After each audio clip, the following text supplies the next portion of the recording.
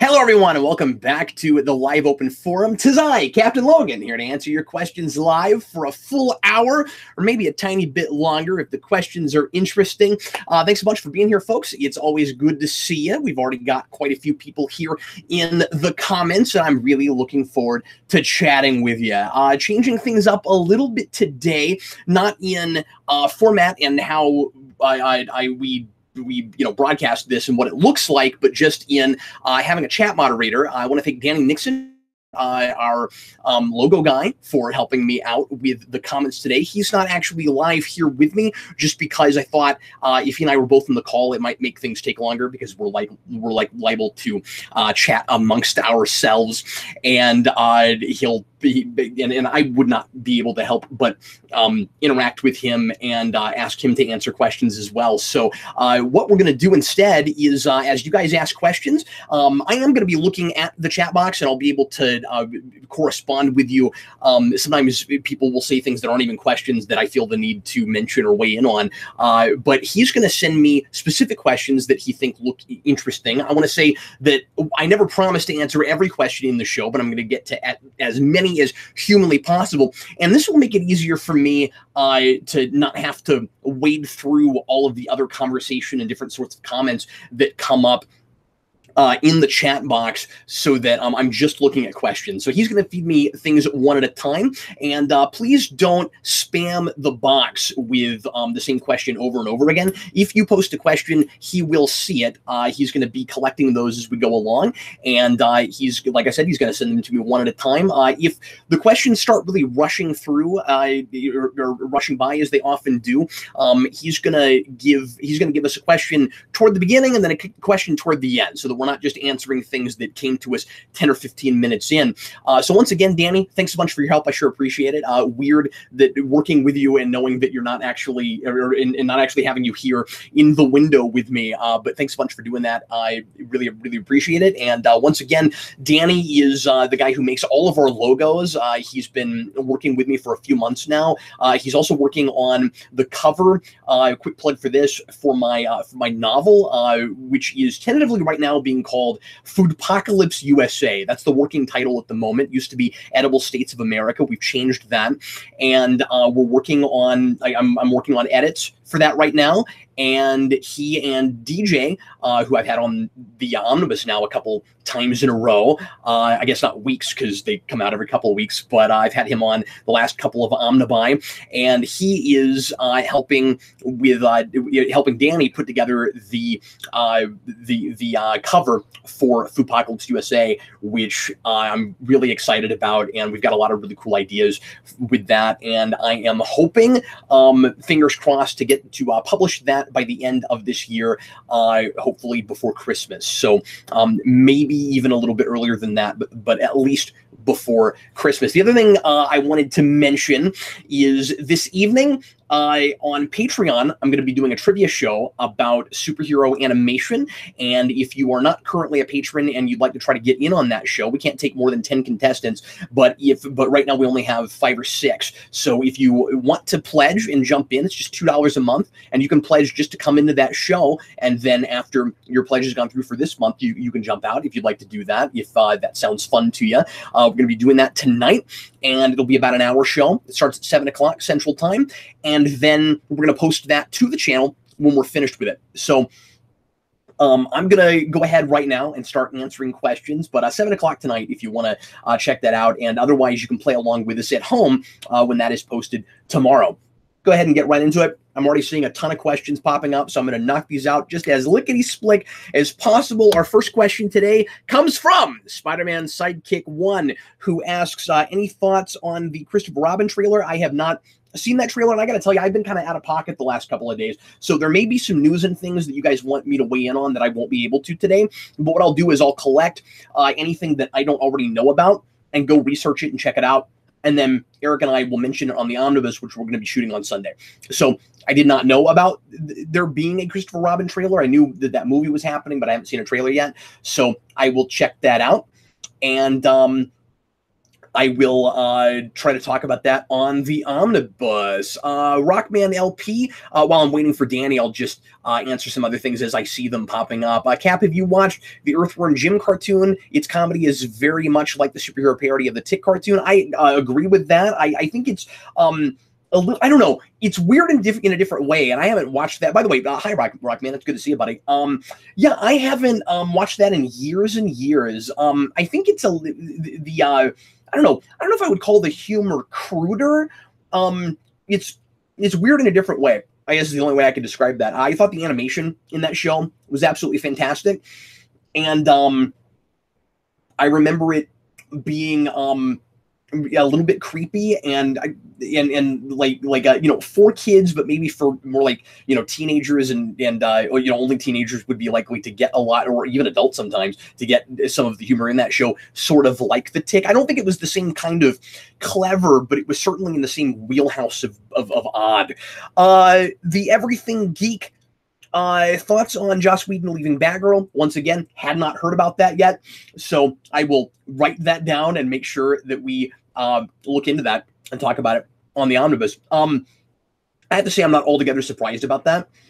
I've been really kind of suspicious of whether or not that was still going to happen. And Eric and I were just talking about that a couple of Omnibi ago, where I was talking about how it's weird that Joss Whedon hasn't been announced for any other projects. You know, TV or movies lately, and the only thing we've recently heard that he's doing, as far as I know, is coming back to Buffy in comics.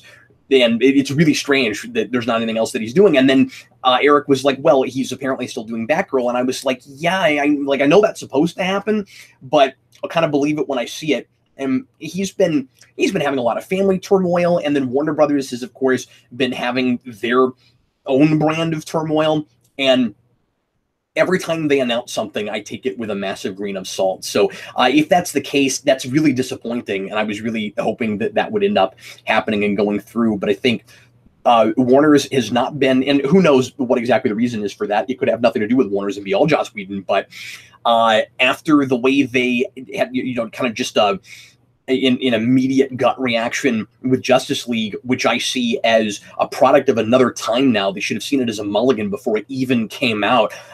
It's really a bad move, I think, moving forward, to think about you know, how that movie did at all, and to use that in engaging what you're doing moving forward, besides the choices you've already made in moving away from some of the things that you did with that movie. And if that has anything to do with that, that's unfortunate and a big mistake. I wonder if a Batgirl movie still ends up happening, but again, they just keep announcing random projects, and I don't know if if a lot of those are ever going to happen. So many questions just rushing through, and thank you guys for being here. I always appreciate it. Donnie St. Pierre, any plans to go back to Star Wars Rebels? Honestly, not really. I may binge some of it at some point. I may go back to it. Eric likes it a lot more than I do, so I may try to get back to it at some point and look at some of it with Eric. But I was curious about Thrawn, but that was about it. I thought that show earlier on was really slow moving and a little bit dull, honestly. And I thought that it was just a little bit too Disney Saturday morning cartoon. And then in season 2, it was starting to pick up, and so maybe that show gets great. I don't know. But yeah, I'm not in a big hurry to go back to that show, but I'm not against it either. Hans, what are your thoughts on the MCU Spider-Man's over-reliance on tech? Oh, that's interesting. Do you ever think he will ditch the Stark suit and make his own classic suit? Yeah, I can see why you might complain about that. It didn't bother me with that first film, with Homecoming, because it seemed like he really needed it. You know, he's really wet behind the ears, doesn't know what he's doing yet, and, you know, lives in a world where you already have a lot of superheroes set up and established that know how to do things a lot better than he does. So it makes sense that Tony Stark would think that he needs that, and it would make sense that he would kind of that he would require more than just his powers coming out of the gate in a pre-established superhero world. And I think some of that is because, like, I could see moving forward, maybe getting farther away from it, but at the same time, Spider-Man has gotten more and more techy as time goes on. I think that movie balances old school Spider-Man with newer Dan Slott era stuff really well. Doesn't bring in too much of that kind of stuff tonally or story-wise or anything, but yeah, Spider-Man has gotten really super techy, and I'm just glad that their Peter Parker, while he is a science geek and good at that stuff, is not a super genius and doesn't look like he's probably at Stark's level. Maybe he could get there, but I like that he doesn't start in that place. Blue Dragon Warrior, what do you think of the Doomsday Clock delays and how certain properties are being delayed along with it, like JSA, Shazam, and Legion of Superheroes? I hadn't heard that other things were being delayed because of it. I think that's really unfortunate, given that both of the big DC events right now are undergoing massive delays, and it was really weird that that Doomsday Clock came out right in the middle of Metal in the first place. I want to hurry up and get past Doomsday Clock so that we can see what the status quo after that is going to look like, because I've been intrigued by Doomsday Clock. It's certainly not what I want. As I've said before, I would have much preferred just a straight up sequel to Watchmen if we have to go there and continue money milking that property than actually blending those two worlds together. And so far, I'm not real impressed with the way we're doing that, although there are things about John's writing I'm enjoying, and I think the art is really good. But it's a fun Elseworlds thing if it was an Elseworlds thing, and beyond that, we're going to be stuck with Watchmen stuff in status quo after that. So I want to get past it so we can see what that looks like for the DC continuity moving forward, and I'm just kind of curious to see how much that affects the brand and if it pushes people away or brings people in, or what ends up happening with that. But I do think it's a mistake to not have your ducks more in a row when you start putting that out, especially because it's 12 issues. It's trying to mirror, or rather parallel, what Watchmen looked like. And Watchmen was 12 issues that came out in 12 consecutive months, as far as I'm aware. I'm pretty sure that book didn't have delays. I wasn't there. I was 1 year old when that, 2 years old when that came out. So if I'm wrong about that, and people older than me know if there were delays on that, let me know. But I'm pretty sure there weren't. And that's unfortunate, just for the sake of paralleling history. You'd want to get that out one a month if you could, I would think. But as far as that delaying other books, I'm not sure why that is. I'll have to look into it. Grady Childs, thoughts on Infinity War being moved up to April 27th? Yes, this is really interesting. I've heard someone suggest it was to avoid spoilers leaking out from a UK release. Oh, that's interesting. I had not heard that theory. Eric and I have been batting this back and forth, and our big two speculations, Eric and then me, respectively. Eric assumed that it had to do with not wanting to be too close to Solo, because maybe Disney doesn't expect that movie to perform real well, and they don't want to accidentally compete with themselves. And I think there might be some truth to that. I also suggested that, and these two things are not mutually exclusive, I also suggested that perhaps we're moving it up because Black Panther did so well, and that not that people aren't going to stay excited about Black Panther, but that if it's done and they're ready and they can afford to do that, with Black Panther still in the movie theater especially, it might be really smart to strike while the iron's hot like that. That movie has already gotten close to $1 billion, if not already broken. And I know it hit, again, I've not been looking at news and stuff the last few days. Eric had a friend in town, and he and I have been hanging out with him the last couple of days, and then I had other things going on over the weekend. So I've been, over the weekend, I did nothing but work on Batman Year. I wrote, I think, 4 episodes over the weekend, and then I've been kind of relaxing the last couple of days. So I've not really been, I've been doing a lot of Geekvolution stuff, but I haven't been doing a lot of current, so I was, so I had not heard about that, and about the idea that it might be because of the UK release, and I'm not sure exactly how much money Black Panther has made yet. But those were our ideas. And let me say, obviously, I'm excited to see it earlier. I think that might be a really good call. That might be a really bold move. And it sounds like other movies are starting to move around, trying to not have to compete with it now, too, which is interesting. And Eric suggested yesterday that something might try to take its spot. And it'll be interesting to see what happens there, because now that's open, and that's not going to be a big weekend. Mind the Gap, what should the HBO Watchmen series do to stand out from the movie? Yeah. That's a really good question. The immediate obvious response, I think, is zero slow motion. Try to separate it out stylistically.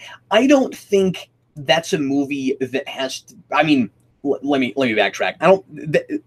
That is a miniseries that has to be super stylized, but I don't think it has to be stylized in the same way, and I don't think it has to scream a gazillion dollars on the screen. I think you could go with more traditional, kind of makeshift looking comic book costumes. I don't think it has to be like Snyder's was, the real chiseled kind of like 90s superhero costume. I suggested when I reviewed that on Rewind that he was trying to make that movie and now that I've seen some of his other work, I think I might have been reading too much into it. I don't know. But I suggested that maybe he was trying to comment as much on the film medium as a place to tell superhero stories as the original Watchmen was for comic books, and that's why its costumes looked like that, and why some of them had like nipples on their suits, like we did with the bat suit in Batman Forever and Batman and Robin and that kind of thing. I would get away from that kind of thing in the show. So I think the biggest things to change would probably be aesthetically. Obviously, you've got more time since it's a series to like really flesh out that story, and you don't have to rush things, so that'll be really nice. My big hope though would be that it didn't feel the need to put every line of dialogue in the book on the screen. I think that could end up being, and I don't know. I imagine two different situations with that. Either we get way too far away from the book so that it doesn't look like the exact same story you saw with the movie, minus the ending, which I would assume would be entirely different. Either they'll just go with the giant squid, or it won't be. But it certainly, or they'll do something, even some third permutation. I don't know what that would be. But I would. But my worry is it's either going to be kind of a totally different story to overcompensate in not looking like that movie, or they'll try to outdo that movie in saying, no, we're going to be so close to the page that you might as well watch this instead of reading the book, and we could be at a Batman Year One situation, and that would be unfortunate. So those are my fears with that. Having said all that, this is not a thing I need. I liked the Watchmen movie. I feel like that's already been adapted decently well, while I still maintain that it is the unfilmable graphic novel, just because it is so much a graphic novel. That's the medium that story needs to be told in. But yeah, so it's not a thing I can say that I'm really looking forward to as much of a Watchmen fan as I am. But at the same time, if I have to sit through it, I hope it doesn't suck. So that's where I'm at. Good question. Thanks for that. Ace versus Knight. What do you think of Slott leaving Spider-Man for Iron Man? I don't know that he's necessarily right for Iron Man. Of course, I'm excited that he's leaving Spider-Man just because I'm ready for some new blood on that book, and I've never cared for his sensibilities on it. I have liked Dan Slott on things. I've talked about this before, and it's impossible to tell how much of Silver Surfer was actually him, but I adored that book, and his name was on it.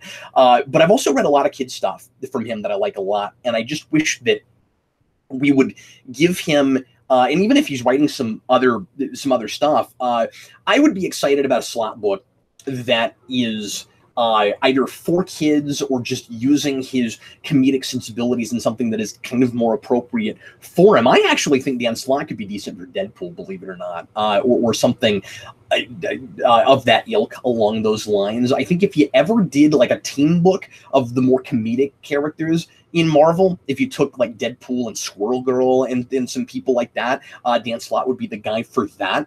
I just don't think we're giving him the right kinds of things, and he's not great with character drama. And I agree with Eric when he says that whenever Dan Slott puts people in relationships, he looks like he's never romantically interacted with a member of the female persuasion, which sounds really harsh. I'm not saying anything about Dan Slott's personal life or anything, but that's what it reads like. And I don't know that for that reason he's right for Iron Man any more than he was for Spider-Man. It'll be interesting to see if his name brings anyone to that book, because I don't know if people will follow Dan Slott. I think, I mean, Silver Surfer didn't sell super well. It did well enough to go for a couple of volumes, but I don't know if Dan Slott's going to be one of those creators that people follow. I think people loved his Spider-Man, and I knew there were a lot of people that liked Spider-Man under his pen that probably never really paid attention to who the writer was. So that's going to be interesting. What kind of legs does he have in a post Spider-Man career? DC Marvel fan guy, with you reading through all of Nightfall and reading Tom King's one recently, where would you rank Bane among your favorite Batman villains? Boy, he is skyrocketing. Yeah. The first thing I want to say is I am adoring Nightfall, and that's maybe obvious, goes without saying. I've always liked Nightfall. I've never read it cover to cover. I've never read the comics cover to cover, and I've only read bits and pieces, and I have certain issues from when I was a kid that I'm really nostalgic for, that I've gone back to over and over again, which has been kind of surreal in a way in reading in the larger context with the rest of the story. As I've said before, I've read the novel.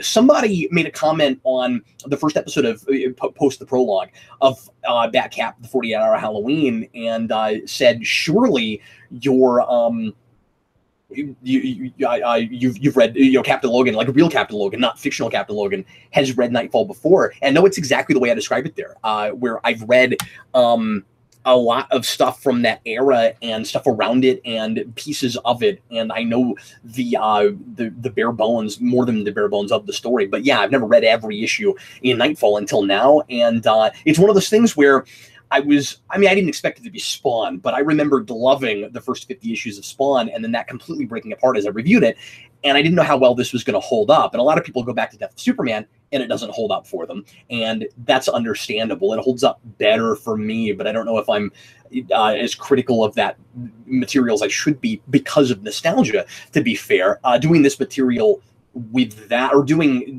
this format rather with that material, would be quite a challenge for me, I think. But Nightfall, I didn't have that with as much for whatever reason, and so I'm just kind of, I feel like I'm falling in love for the first time, and it's absolutely wonderful.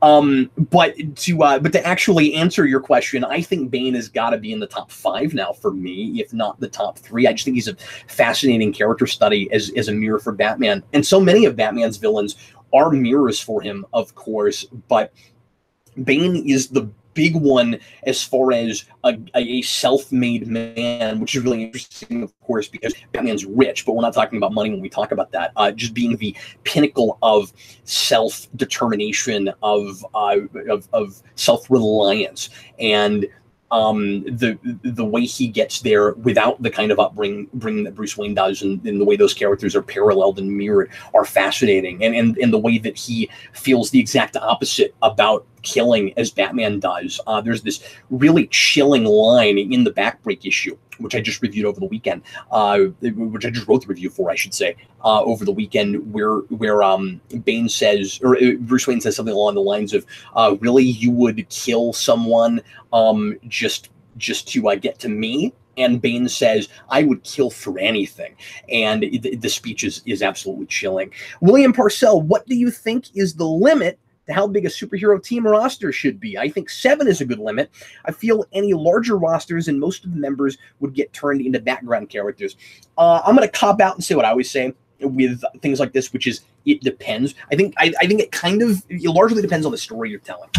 I have seen too many things now where I was really impressed with how many characters we could work into a thing, and they didn't feel forced in to have a broad cap off like that without considering what story we're telling. I agree that usually 20 or 30 is probably too many. And I'm looking at, and I'm probably not going to get the second season finished in time to talk about it on the next omnibus. I've just had so much else going on. But I've been watching Young Justice, as the folks who watched Omnibus 6 know, and or was it 7? I forgot where I talked about that. I think it was 6. And I think this is really well illustrated with those 2 seasons, where there are kind of too many characters that we're trying to follow and give concrete, in-depth characterizations and character arcs in that second season. But the first season really nails that ensemble cast thing. And yeah, it's like 6 or 7 characters. So I think by and large that's maybe a good rule of thumb. The more I'm thinking about it, but I think it's important that you know who your story is about versus peripheral or background or supporting characters. So I think it's okay to have a team where technically, just because for the sake of the story, it makes sense that there would be more people on that team, like sometimes the Justice League, like with something like Justice League Unlimited, where there are a lot of auxiliary characters and we occasionally bring some of them in. But you focus on, you make it very clear these are the characters that most matter, that we're focused on, and these are the characters that will come in and have interesting things to do, and you maybe like them and care about them, but they don't have to have the big character arcs, or they don't have to, you're not wondering until the last episode or the last issue or whatever it is, whether or not they're part of the central cast. Our next question comes from Orpheus, who asks, Cap, have you read any more My Hero Academia? No, I have not. I need to get back to that. Just so many different ongoing things that I've started for reviews in the omnibus that I haven't had a chance to go back to, because we get a lot of requests for other things, and there's a lot of new stuff that keeps coming out that I want to look at. Speaking of, and I'll probably talk about this trailer. I will talk about this trailer on the omnibus this week. Did anybody else realize that there was a Netflix Lost in Space series happening? I didn't even know about this. Apparently this starts in April next month, and I just saw the trailer today. It looks like it might be really good. It could be really boring, but it might be really cool. I didn't even know this was happening. So yet another 13 episode series I'm gonna have to binge. G Stone, what do you think of the Wreck-It Ralph 2 trailer? Ralph Breaks the Internet. I thought it was really funny. I'm kind of excited about that. I agreed with Eric before the trailer came out that, I mean, I didn't feel as strongly as I think maybe he did about it, but that it's that because that's a video game thing, it was maybe a shame that it's about the whole internet and not like just video games online, MMORPGs and things like that. But it looks like it could be a wonderful satire of internet culture and of social media and that kind of thing. And I liked the eBay gag, and I was excited about the sheer number of brands that they ended up being allowed to use in that, which is maybe not altogether surprising considering that Disney is more and more on its way to take over the universe. But yeah, I was actually kind of impressed and really looking forward to that. Hollywood Purgatory, Captain Logan, did you like the second half of the Tick season 1? Oh, I not only liked it, I had a hard time choking back my tears, man. It's everything I've ever wanted. I put out a Facebook post, and we're going to talk about that. That's going to be our featured show for Primetime Crisis on the Omnibus this week. I'm going to try to rewatch the second half of that if I have time, just because I loved it so much. And I know I'll pick up on new things. There's so much going on in that. I posted a Facebook post after I watched that where I basically said I cannot get my mind around the fact that something that feels so much just for me, and I know it's not, but it feels that way because the Tick has been one of my favorite things and my very favorite superhero for the longest time, and I haven't had a lot of people to share that with. And all of a sudden, we have this thing that's mainstream, and it gets renewed, and people are watching it, and people are loving it and appreciating Ben Edlund's sensibilities, and it's got real. It's a real story while it's silly all at the same time, and I have a very kind of pinch me, wake me up kind of mentality. I said when I wake up from this perfect dream, I'm gonna cry for hours. I still can't believe that this thing exists. I just got the pop figure the other day. I got the Comic-Con exclusive one that came out last year. that's all like shiny and metallic, which is really cool. But the regular one just came out, so I got that too. And of course, a lot of folks know at this point. I think I collect everything Tick. I own really close to everything merchandise that has ever come out for the Tick, or yeah, I'm probably 70-80%. I have nearly everything that ever came out, and I'm both hoping for a lot of new merchandise and mortified because if this continues to take off the way it is, it could become impossible to keep up with, and there could be some things that get expensive. I imagine there will be a Hot Toys ticket at some point that I'll have to save up for and try to buy. But yes, we'll be reviewing that on the Omnibus this week, and it's absolutely glorious. And the big thing I'm most impressed with is that Ben Edlund had the guts to set up so much stuff for another season, not knowing for sure if he was going to get more. And that would have sucked, of course, if he hadn't gotten more. But that first season is a full story from beginning, middle to end. It's just there are secrets we don't have and mysteries that he's building, and more mysteries in that last episode. And I've never felt, you'll hear me say this again, but I've never felt so satisfied while feeling like I also knew nothing at the end of a season of something. And yeah, I'm basking in it. It's everything I ever wanted. Mario 500 now. Captain, have you ever seen a certain TV program named Dark Shadows, specifically the one originally broadcast in 1966? If so, could you comment on it? No, Dark Shadows is a blind spot for me. That's the thing I've never gotten around to watching. I have a friend who used to be really into that show. Before Tim Burton ever talked about making a movie of it, back in high school, I had a friend that was a huge fan of that, but I know next to nothing about it. I've never watched that show. DC Marvel fan guy. Let me stop for a second and just say we're about halfway through. The Danny Nixon is doing a brilliant job. So everybody, a golf clap for Danny Nixon, and show him your love in the comments there. He's absolutely fantastic and making this so much.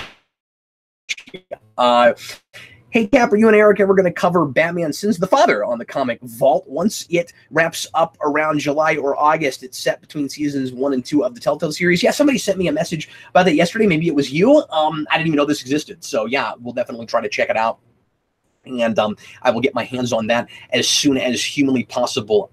Don't know how long it's gonna take to get through the playthrough. We were hoping to do some more of that at the end of this week, and time is getting away from us with other things. So hopefully we'll have at least one episode of that up next week. I had hoped to get them up a little bit more promptly. And real quick, let me talk a little bit about that for folks that haven't heard about it yet. So we posted a playthrough of the first episode of Batman Telltale yesterday. And we're going to play through all 5 for the main channel. And then after that, we're going to start doing monthly playthroughs. And when I say playthrough, like some video game playing, not necessarily an entire game, but in addition to Geekvolution After Dark, we're also going to start posting monthly uncensored gameplay videos, 2, 3, 4 hours, depending on the game. On Patreon, and that is mostly designed so that we're doing more video game stuff because and I know that's just for Patreon, but we haven't been posting a lot. And by the way, I will probably occasionally still do more kid-friendly playthrough things on the channel. But what I discovered, and I'm kind of letting it go with this, but after this, we're going to post these to Patreon. We wanted more cool Patreon content. That's part of why we're doing this. But the other thing is, a lot of the video game stuff that we want to do is very rated R, very not family friendly. And so even if we're keeping our language to a minimum, the games aren't. And so I'm more comfortable putting that on a platform where we can say anything we want to and the game can say anything it wants to. And so we're going to have to just bite the bullet and let people know, yeah, it's very rated R, on the channel with this first Batman Telltale game. I promised that to the channel. That's why we're doing that. And also somewhat to promote this new thing that we're doing on Patreon. But it's at the lowest tier. $2 a month is all you have to pledge if you want to watch that. And you can always drop in and out depending on what we're posting. And I will try to publicly make sure that people know what we're posting. And the main reason I'll be doing, way that I'll be doing that is the same thing that I do with Geekvolution After Dark. We will have excerpts of that show. So you'll get to see a few minutes of it.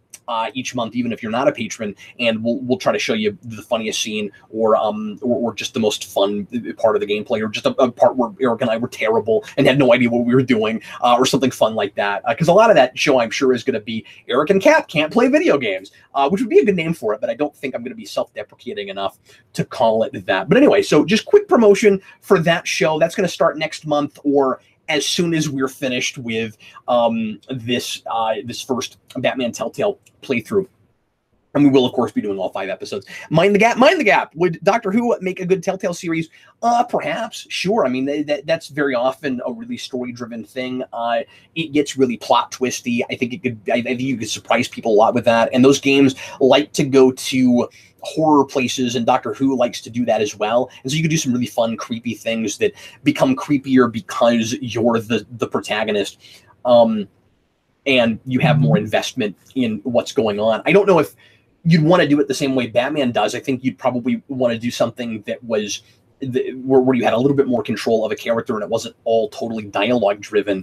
But I think you could do some wonderful, because Doctor Who very often is so much about, being a science fiction show. I mean, like really loose science fiction, but it's very often about really, mind-breaking ethical conundrums, and it would be really fun to bring some of that to Telltale, which Batman has to some degree, and I think you could go really, really full tilt with that, and get the player in a place where they're like, God, I just can't even decide what the right or wrong answer is. In this scenario. Stalker 2099. Hey Cap, do you think that DC's new streaming service will be a new home for more adult animated shows like Young Justice? If so, what would you like to see for those shows?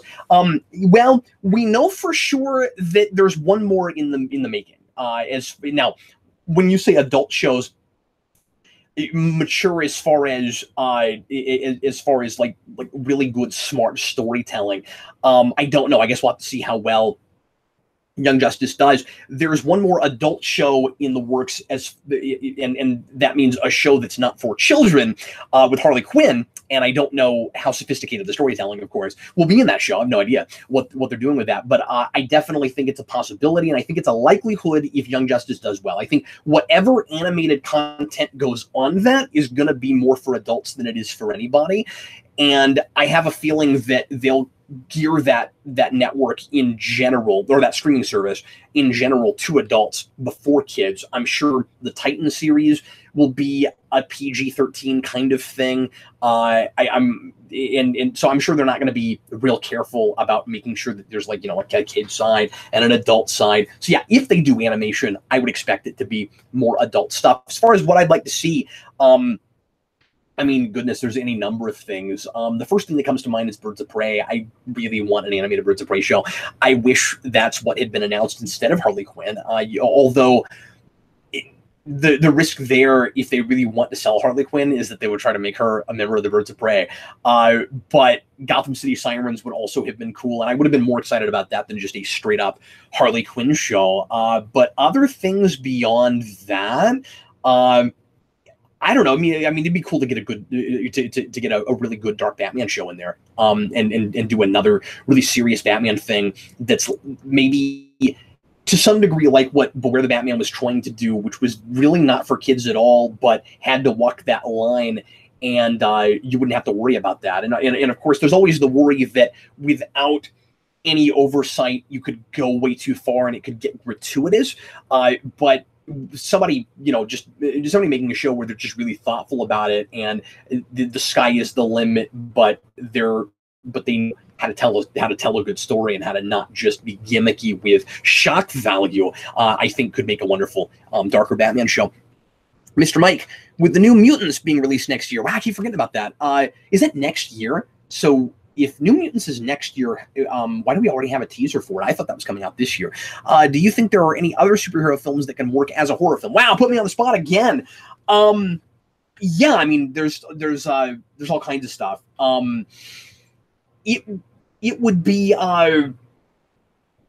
This is just because of things I like, I guess. On the DC side, the first thing that occurs to me is to just straight up do Blackest Night. and probably as like an Elseworlds thing, although if you had a really good tight-knit DC extended universe, it would be cool to make that a big event film, but it might be neat to do the supernatural zombie film, and I think that's a story that is fun but could really be improved upon. And personally, I might like to see that. I know a lot of people see that as a really gimmicky event, and it is, but I think you could do some really cool stuff with it. As far as like a more big, grandiose kind of horror film. And then as far as doing something a little bit smaller and more intimate, wow. I wish I had Eric here. We could bat some things back and forth. This is a really good question. I'm trying to think of some other really good ideas. And I'm sure some folks will throw some things out at me right here. Spectre's a good idea, absolutely. A lot of things I'm thinking are just like violent street level things that wouldn't necessarily be horror things. You know, like The Question and street level characters like that, or Moon Knight, stuff like that. But as far as just straight up horror films, if you ever did something with Solomon Grundy, you want to do a horror thing, it would be weird, of course, to give him his own movie. But there are a lot of, horror characters and monsters, and even traditional monsters in both DC and Marvel, and it would be cool to give them their day. I still want to see that Del Toro, and I don't know if he'll ever be the person to make it, but that Justice League Dark movie that was supposed to happen, and that of course would have massive horror elements. And if you ever did Constantine again, that obviously is already kind of a horror property. What else? Oh, did it get pushed back? Talking about New Mutants. That's unfortunate if that's the case. And it'll be, and then of course the question is always, did it get pushed back because the Fox didn't like it, or they're not sure about it, or they're forcing reshoots? What exactly is going on with that? So hopefully that doesn't mean it's a fiasco.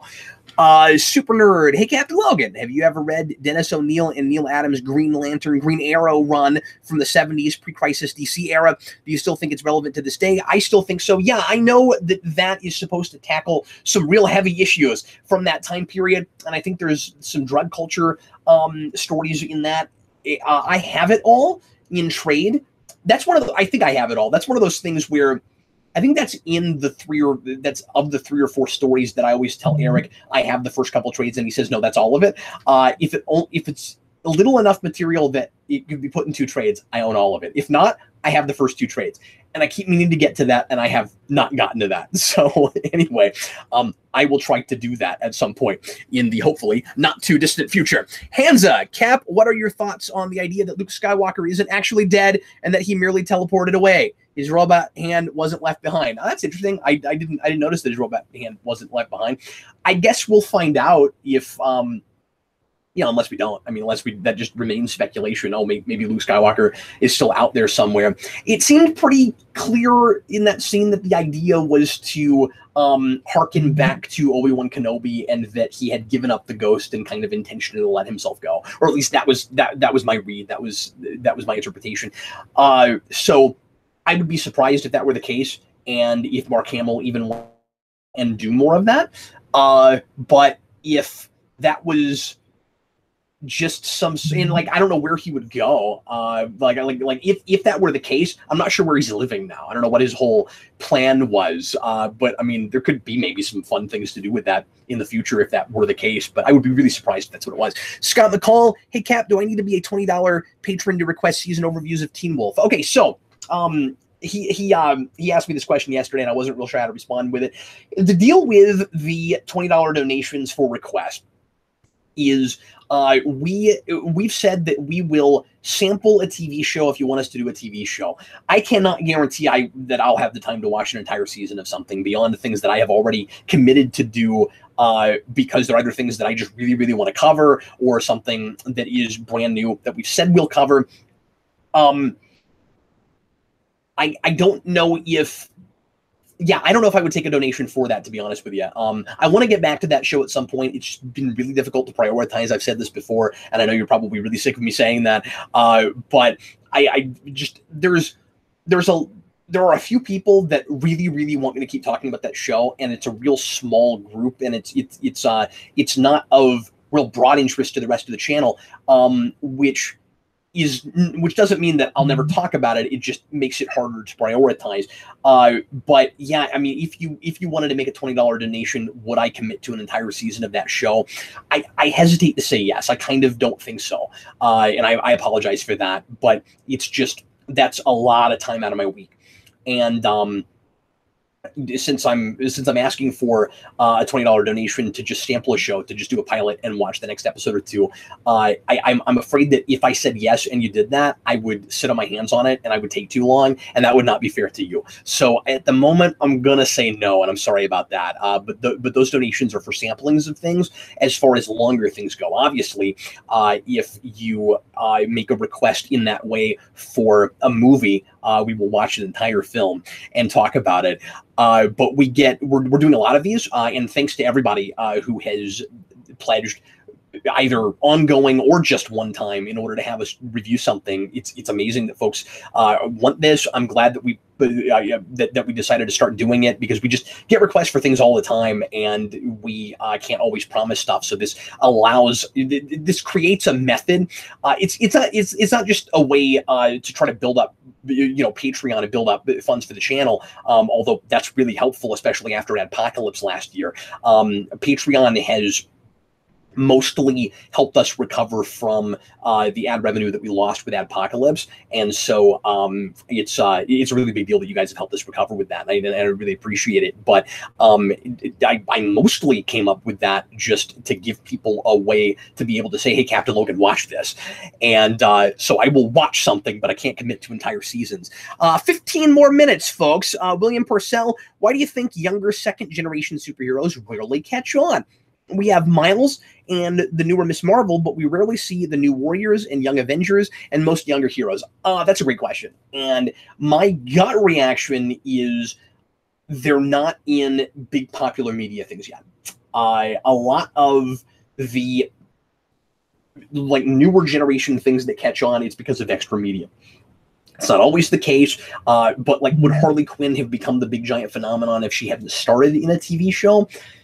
I don't know. That's a good question. I guess I'm asking that question. I think that helped her get noticed in the first place, although it was a long time before she had constant regular comic books. And obviously Deadpool is an enigma, because he discovered or he developed this incredible fame that he now enjoys without being in any major things for the longest time. I mean, now he's huge because he had a movie, but he was relatively huge before that, and well before he had a video game or people knew anything about him story-wise. I walked out of the theater in Deadpool and looked at Eric, and I said, we now live in a world where people or looked at Eric, he wasn't here yet. No, I didn't watch that with Sarah either. Who did I go see that movie with? I walked out of Deadpool, and I said to no one in particular, we now live in a world where people know something about Deadpool, even though they love him. So I guess I'm just spinning my wheels right now. I guess it's a good question, and it's maybe a little bit of a quagmire as to why that has happened with a couple of characters that weren't in the big popular, consciousness. But I think the internet has a lot to do with it too. That's a meme culture thing. Those characters that you alluded to have not had any way, word of mouth or otherwise, to really catch on. And I think that's I think that's most of it. And I think some characters are a flash in the pan thing. Some characters don't stick around because they don't develop the brand recognition while what they're all about is a fad or popular or just in the public consciousness, in the zeitgeist.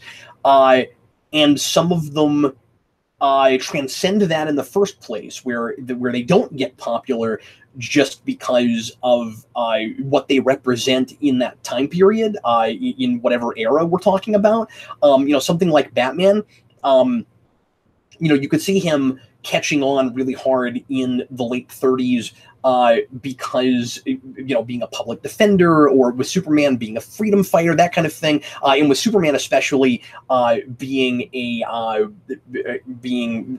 from another planet, coming to Earth. He's, as people often like to call him, the ultimate immigrant. But they also had something else about them that transcended all of that. And so they worked on multiple layers. It didn't have to be about how they worked thematically or what they represented idea-wise, so much as that looks really cool and is nothing like we've ever seen before, or it creates an archetype in and of itself. And I think that's why some of those things don't end up catching on super hard. And some of the characters that you've mentioned, like Miles and like Miss Marvel, I guess we'll see. Like, I don't know if they'll stick around and continue to be relevant for people, or transcend their cultural relevancy into becoming into iconic status, or not. I'd like to think Miles will, just because I think he's a really interesting character, and he's not Peter Parker. He is a different thing. But I don't know. Andrew Flett, this may be out of left field. I love those. I love left field. But do you ever plan on doing something on The Iron Giant? Yeah, I would like to review that movie. I've thought about that for a long time.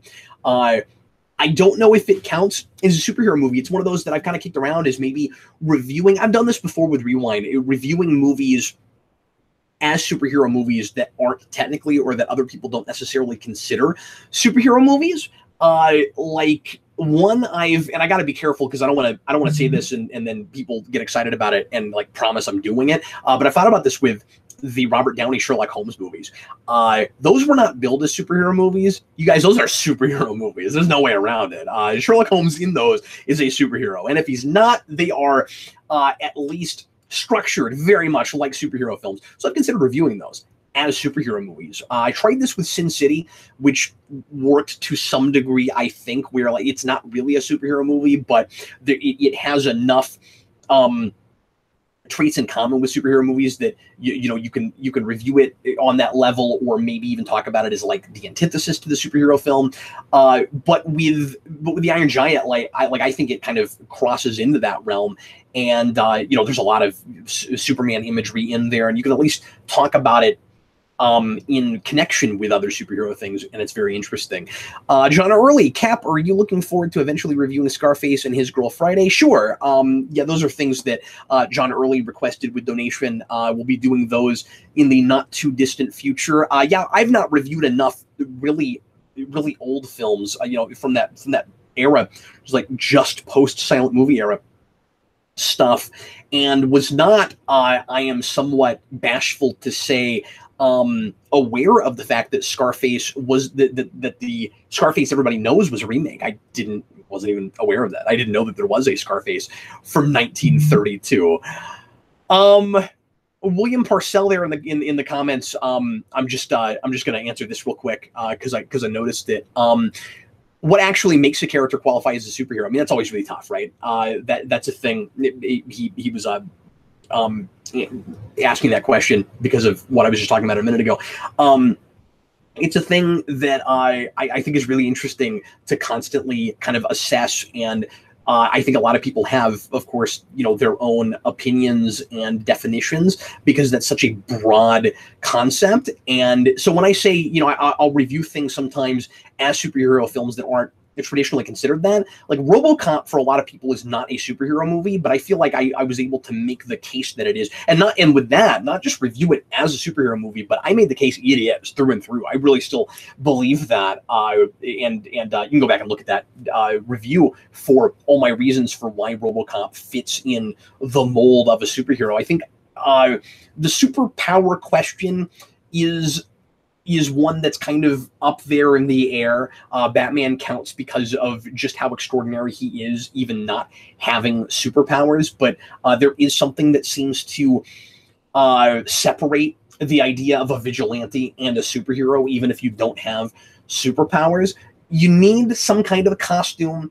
You need to be selfless in some way. You have to walk that line where you either, I mean, I guess you'd have a superhero that has no personal life at all, but usually a superhero is walking that line where they're trying to have they're trying to have a personal life and balance that with their superhero life, and you know, you gotta go out there and fight crime. I mean, those are kind of I think the big criteria, and not, in generally speaking, not kill people. Although there are characters that we consider superheroes, or that are in that genre that do kill people, but that tends to be a vigilante before it's actually a superhero. DJ Martinez, hello DJ. Did you see Jim and Andy, the documentary about Jim Carrey as Andy Kaufman? I keep meaning to watch that. Yeah, I really want to see that, and I meant to do that for the Omnibus, and I had been kind of waiting for Eric on it, but we've had limited time lately together to work on stuff. We've actually been seeing a lot of each other, but we've been doing other things besides channel stuff. So, no, not yet. But I want to, and maybe I'll try to knock that out before the next Omnibus. I still have a couple of things for You Made Me Watch that people have requested that I've got to tackle. And I've got to read the third volume of Eastman and Laird Ninja Turtles for that show.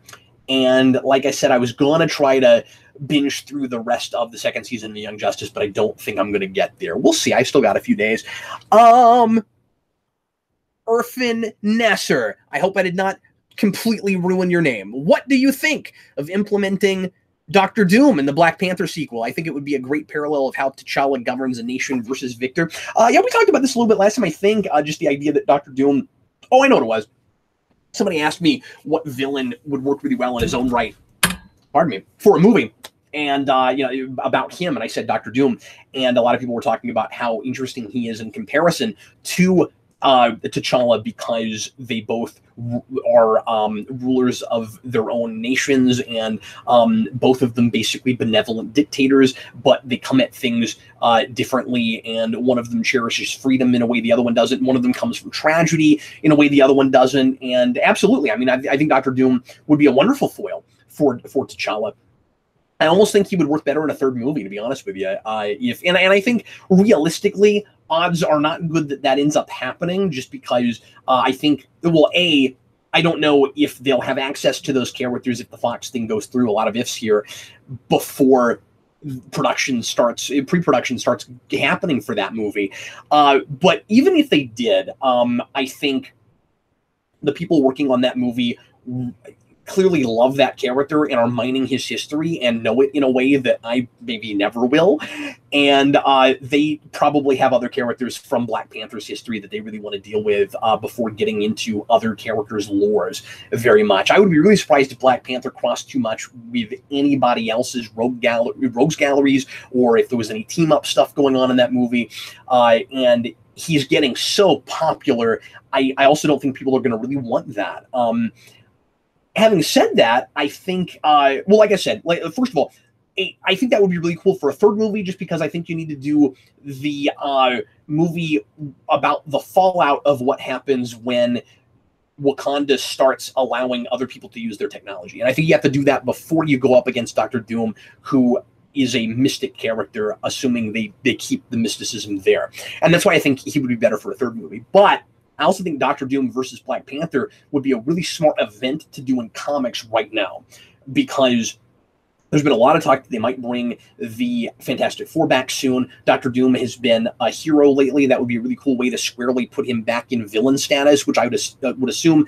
I haven't read his book recently, so I don't know if we're on our way back to that, or if we're going to keep him in superhero land, or if he has even been doing a very good job of being a superhero.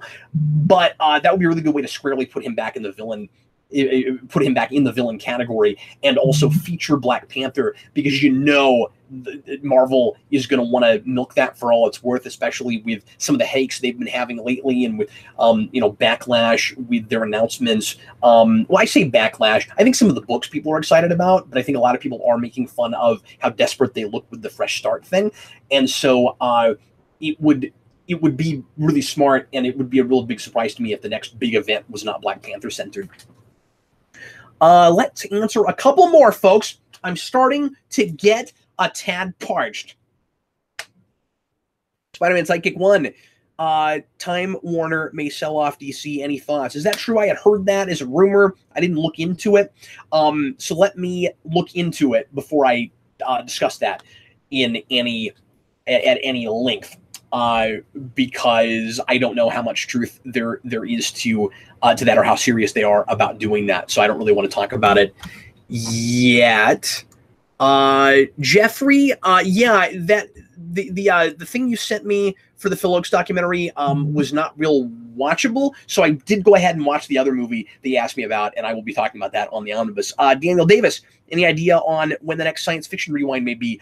Yeah, no, not really. I'm sorry to say. I'm just having to focus real hard on Batman Year right now, and I'm going to get all the scripts written before I do too much else written-wise.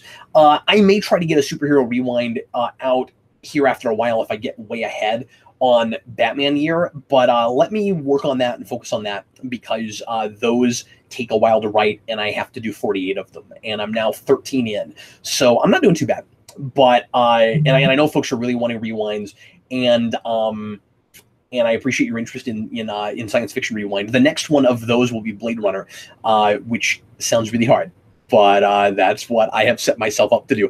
William Purcell, do you think the X-Men use time travel too much? They've introduced so many dystopian and apocalyptic futures to where it's gotten confusing at times. Confusing to the point of broken, I think. Yeah, I completely agree with you. I don't think a lot of the time travel in X-Men really works at this point, and I think it's up to every writer to interpret what it all means and what has happened versus what hasn't happened, and it's kind of a joke at this point. Having said that, I think that's been true for a really long time, and I think sometimes it's fun just to play in that arena, even if it doesn't make a whole lot of sense, and you make it work as well as you can for the story that you're telling. So as long as the rules for that particular story make sense, even if it doesn't totally work with what came before, I don't know that there's always any way around that. My big thing remains, when in the world are we going to send the original 5 X-Men back, and back to their time period, if we haven't already? I just read the Phoenix Resurrection mini, and they were still there in that. So unless in the first couple issues of X-Men Red they've done that, which I meant to pick up and forgot to put on my pull list, so I haven't read that yet. They're still here, and that's ridiculous. But yes, I kind of agree with you. I do think we've done, I don't know if we're doing too much of it now. I think we have done it so much to the point where it is kind of broken now. At the same time, we have, I think it's hard not to do some of that, just because the legacy is there, and so that's a thing that we associate with X-Men a lot. But also, you just have people with powers that allow them to do things like that and transcend space-time, and so when you use those characters, what are you going to do? Now you're in Paradox Land and things like that. But I think we use time travel and alternate dimensions in Marvel too often in general, so I wouldn't just lob that at X-Men. Bob Hun, do you think Bruce Timm screwed Bane over, giving him the reputation as a muscle-bound thug he's had ever since? Would I blame Bruce Timm for that? No, not really. I don't think people remember that character in animated series at all, honestly. He had an episode, and then he was in the new animated Adventures, and he was more muscle-bound thug in that. He had the was that where he had the big spikes around his neck, I think. So I don't know. Okay, maybe from that. I mean, I'm thinking his appearance in season 3 was really unmemorable. But I don't know if that's what gave him that reputation. I think it's, I mean, maybe just if that's the only place people saw him, they would just make that assumption. But I think people were pretty indifferent to that character by and large, beyond big comic fans, just like larger audiences that are now familiar with that character. I think people were pretty indifferent toward that character and didn't know what he was all about until you got to Dark Knight or Dark Knight Rises. And if that's a problem, I would almost blame Batman and Robin for it more than I would Bruce Timm, I think. Let me do one more, folks. DC Marvel fan guy, Captain Logan. Hi. Do you think they should make an animated Nightfall movie? I think it's only fair since they're adapting Death of Superman twice for those films. Yeah, I do. Should it be 2 movies like that? I also would kind of say yes. I mean, I think it would be nice to have a film where we're following Bruce Wayne having to deal with all the, and like those movies love having the entire rogues gallery in them. So that would be perfect material for that. Bane breaks the inmates out of the asylum, and then Batman has to take them all down, but he's really fatigued into and kind of spiritually broken and can't really handle them, and then gets beaten by Bane at the end of that movie. Spoiler alert, that's what happens in Nightfall. And then the second movie would be about Jean-Paul Valley taking on the mantle. Maybe you start setting that up in the first one, and then to some degree, and then they have the big showdown at the end. But I think it would have to be 2 movies to really do it right. But yeah, I would absolutely like to see that. I mean, it's one of those things. It's another one of those things that I think would make, like No Man's Land, would almost maybe make for a better miniseries, but I think it's easier to make one movie out of that than it is something like Death of Superman or No Man's Land. Well, folks, obviously, I was not able to get to every question. There's so many of them, and you guys are wonderful for all your thoughtful questions and participating and hanging out with me for an hour. That it's impossible to get to everything, but I think I did a little bit better today since I didn't have to spend a lot of time on my own going through all the questions. Thanks again to Danny Nixon for helping me out. He was absolutely invaluable this show, and hopefully he or somebody else can join me again next time, and we will continue doing it this way. Like I said, tonight, folks, we're not going to broadcast this live to the channel just because I want to make sure that the contestants aren't being fed answers from the peanut gallery. We're going to be doing a trivia show tonight about superhero animation. I'm actually going to go finish that show, getting that prepped right after I finish with you guys. That starts at 7:00 p.m. It's going to be an unlisted link that you can get by becoming a patron at patreon.com/Geekvolution. Just a $2 pledge will give you access to that show. And once again, we already have 5 or 6 people, so I've got room for 4 more. But once a Google Plus call or 3 more, because I guess I count as 1. Once a Google Plus call gets to 10, there's no space in the call left for anybody else. So it is first come, first serve. But if you'd like to try to participate, there is a prize. And tonight I'm going to be giving away, and some of you guys will already have this. And if somebody wins and already owns this, I'll come up with some other kind of replacement prize. But I'm going to be giving away a copy of the trade paperback Bruce Timm Mad Love and Other Stories based on Batman the Animated Series, and that aesthetic. So come check it out if you'd like to become a patron, and if not, you can watch that show and participate with the trivia at home tomorrow, and I'll have that posted for you sometime toward the middle of the day. Thanks again for watching, folks. Sure appreciate it. I had a wonderful time, and I hope you did too. And I'll see you again real shortly. New Omnibus next week. Look forward to that. And a brand new episode of Batcap, the 48-Hour Halloween, comes on Friday. I am Captain Logan. Thanks again for watching, and I'll see you soon, folks.